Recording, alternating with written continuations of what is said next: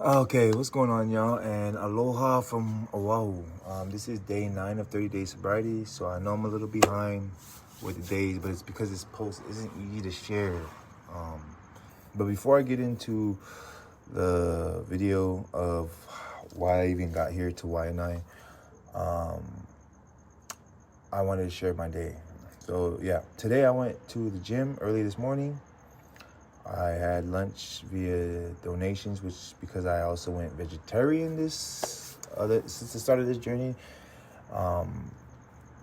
It takes a lot for me to get full, so I had like 2 salads today that kind of didn't even fill me up. But yeah, there's a lot of things about me that I have yet to share. One thing that I want you guys to be aware of about me though is I got my associate's degree in my JUCO in physical health, and then in my 4-year I had gotten my bachelor's in sociology with a focus in criminal justice. So not only am I aware of my body, I am also aware of like the system that we're in, right? But yeah, today I came home to a full moon. I don't know if it was something about the full moon, but there was a lot of things going on over here in YNI, right? The community here. One thing I love about the people I meet here is that they're very supportive of what I want. So, unfortunately, like I said, the thing that plagues a lot of these people is ice. But because they know I don't smoke ice, they never push it on me. In fact, they apologize every time they do it around me. Like, I'm sorry, I don't mean to do this in front of you. Like, bro, don't worry about it, bro. I mean, you don't have to apologize to me. I don't look at you any type of way. I'm just glad that you don't push it on me. And so that's the one thing I love about the people here, and why I kind of like I stay out here is because I vibe with the people here. I mean, there's a lot of I met a lot of great energies out here. And that's one of the silver linings to this whole experience is that I'm meeting these locals, right? And it's like my first time being around so many Polynesians, especially Hawaiians, that just experiencing their stories and experiencing like the way they think, it's kind of refreshing to see how much culture permeates the people here. And unfortunately that comes with the cost of like how the system and colonization has played a big role in how people react to how colonization has played a big role in their livelihood, because being priced out of paradise is part of that. The one thing I want to share in this video is kind of my awareness, which was dope because as a sociology major, ethnic studies was a lot of the courses that I had to take because of sociology. And that's what put me in this position to be aware of how the system plays its role in our social construct, right? And then over time, how society has changed in its time frame between generations, right? From just, even from caveman to Catholicism to Christianity, all of these things are based around certain cultures and social constructs, and a lot of it has to do with religion. So I've just been very in tune with how the system plays its role in our life. And where I'm at in my understanding is that this system isn't built for our people. In fact, it's why a lot of these people here, I feel, in my eyes, are traumatized because of the things that the system wants us to, or how the system affects us, right? Whether it's being priced out of paradise, whether it's incarcerating people for petty crime, especially people of color, even the Kanaka here. I mean, I came across a Kanaka who had to do 6 years for weed, all right? And he lost his whole first family because of it. And, nowadays, bruh, that's a slap on the wrist, you know what I mean? But just to understand how much the system has pushed our people into these cycles of trauma, I just been super aware of it. Even the type of diet that we have, we eat more products than we do food now. They've outsourced all of our resources and monetized it, and created a value system around it, which to me, this financial system that we have is a failing system. Because why would we have to work for stuff that we can grow for free? You know, bruh, like I said, food out here is expensive. And the fact that we're not taught to grow our own food, and I think that's one of the reasons why this is a failing system, because we're having to work for things that we should naturally just be able to get for free. I mean, if this whole place, if all of Oahu had all these fruit trees everywhere that we could just naturally pick from, you know, people do that and then they sell it for $10. Like, bruh, you could literally just climb up a coconut tree and get your own coconut tree. But because we want instant gratification, that's why this system is in place. It's because people are lazy. And the only reason why people are lazy is because the luxury of time, it comes at a cost. And so that's why I feel like these systems that we have to work through, if it's not conducive to us as a people, then we need to change the system. And unfortunately, over years and years, we've known that those who try to change the system puts them right back into place, because people love this system.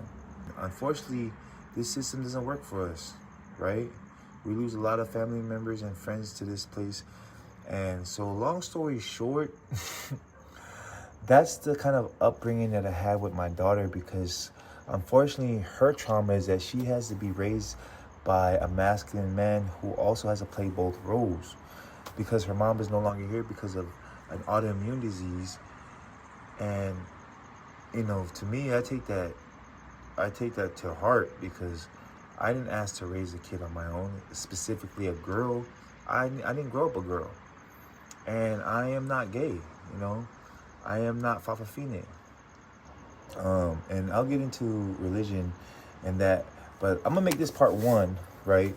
And so the reason, so I'm gonna just be general about why I moved here to why I moved here to Hawaii, and then I'll get into the specifics in part two, which I'll start editing right after this. But yeah, the reason why I ended up coming to Hawaii was because, long story short, I'm actually supposed to go to Samoa. The reason why I was supposed to go to Samoa is because throughout my early teens, my mom ended up having to give us to our dad to go take care of this land. And my mom has missed a lot of my some of my special moments in my life because she was in Samoa taking care of this land. So I'm like, Mom, what is this land? Why is it even important to us? And she's like, because if we don't take care of it, someone else will. And that's why I became very in tune with my mom and asking a lot more questions. And it's also bringing us more closer, because in the Samoan culture, there's a proverb. I don't know how to say it in Samoan, but it says, when a makua passes away, it's like a museum of history burning down. And so I also want to take this time to share what I feel like is the most important thing in life, which is attention, right? And I remember the homie was like, hey, bro, it's not attention, bro, it's time. Because, you know, we can't get any time back. And I think that's the one thing we want back with our loved ones is time. I was like, let me stop you right there, bro. We are not infinite beings. We are finite beings, which means is we only have a limited time here on Earth.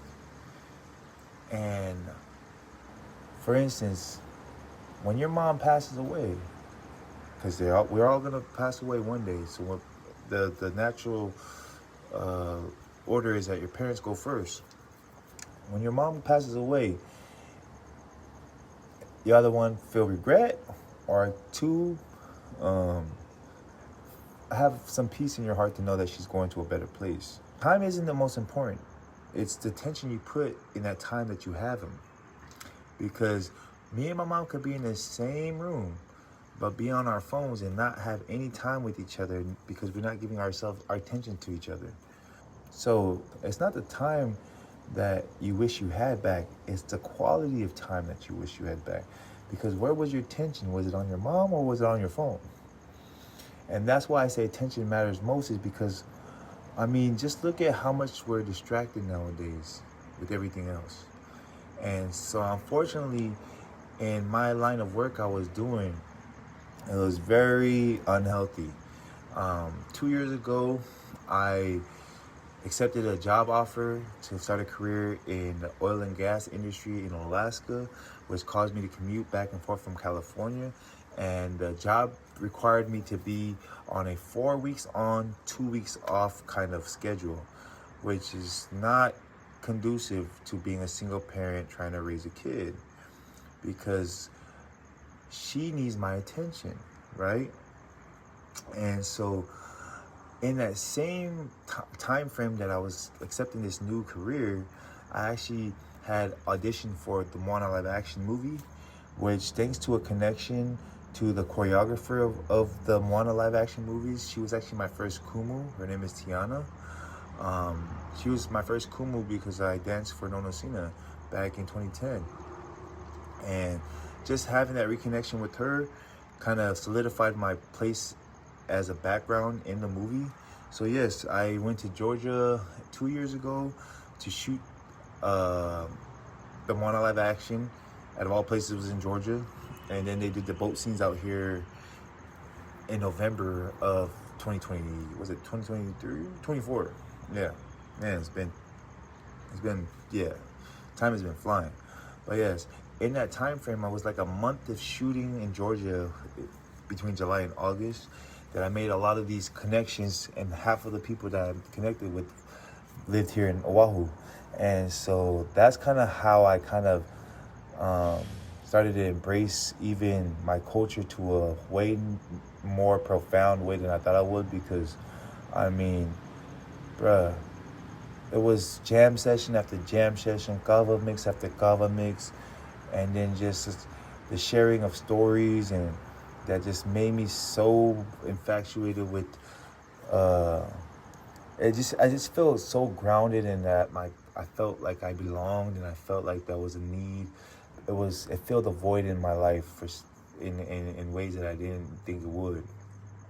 And yeah, I wanted my daughter to be part of that. So I had booked a trip for the boat scenes in November of the same year, which I wasn't part of the boat scenes. I just knew that everybody that I had in Georgia, most of them were going to be in Oahu in November. So I was like, baby, we're going to Oahu so you can experience the same thing that I experienced in Georgia.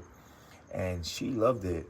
She had connections with everybody too, because everybody knew of her, and they all knew I was a single parent.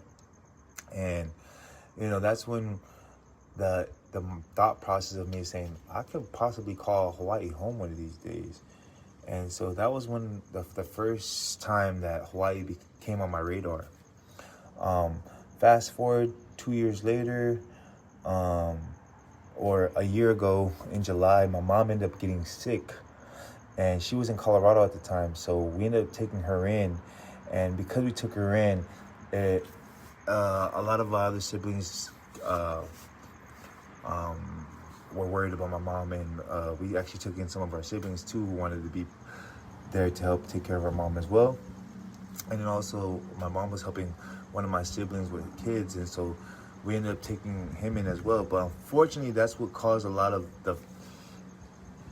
friction in our family at that time frame, because I mean we were taking in a sibling that we had a bad crossroads with. Me and Elise both had a bad crossroads with, because it was just a lot of substance abuse that was going on with this individual. And this sibling of mine had 5 kids that my mom was helping take care of at the time. And so we took in all 5 of the siblings' kids, and yeah, it caused a lot of tension in the household. And because I was away a lot more than I was home, my voice wasn't the loudest in my daughter's ears. And so, in a way, I felt like because of the Moana live action experience, I became more hungry for culture. And so I started having more deeper connection, deeper conversations with my mom about the land that she was taking care of. And so I had made a decision was given to us because we were stuck with my sister, one of the sibling that I rely on for caretaking.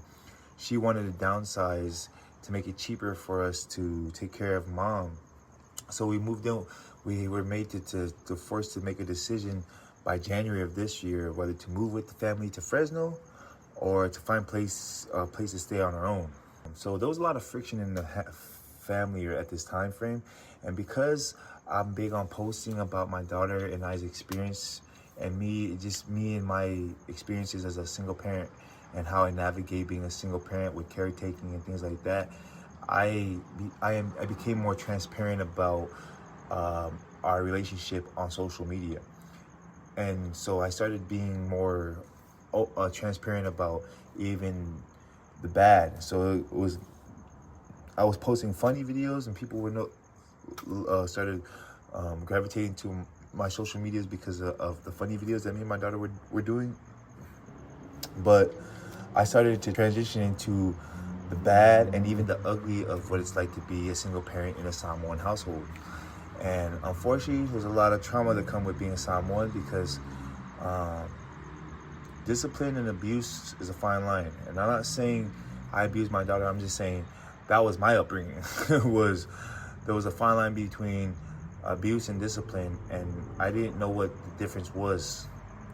And so finding your voice in a Samoan upbringing is very hard to do. So fortunately for us, because we had a single parent household growing up as well, when my mom divorced her dad, it kind of became, we became more vocalized about ourselves. And so we're very more, our key slogan for our family is we're open because we're broken.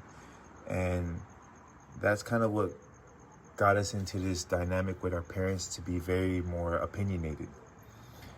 And, because of my childhood traumas and wanting accountability from both parents, the way that we would be with our parents is like, to other Samoan families, they look at us like we're very disrespectful kids. But to a white family, we look like a normal family, because white kids, they talk back to their parents all the time. And so, yeah, that was one of the things that I feel like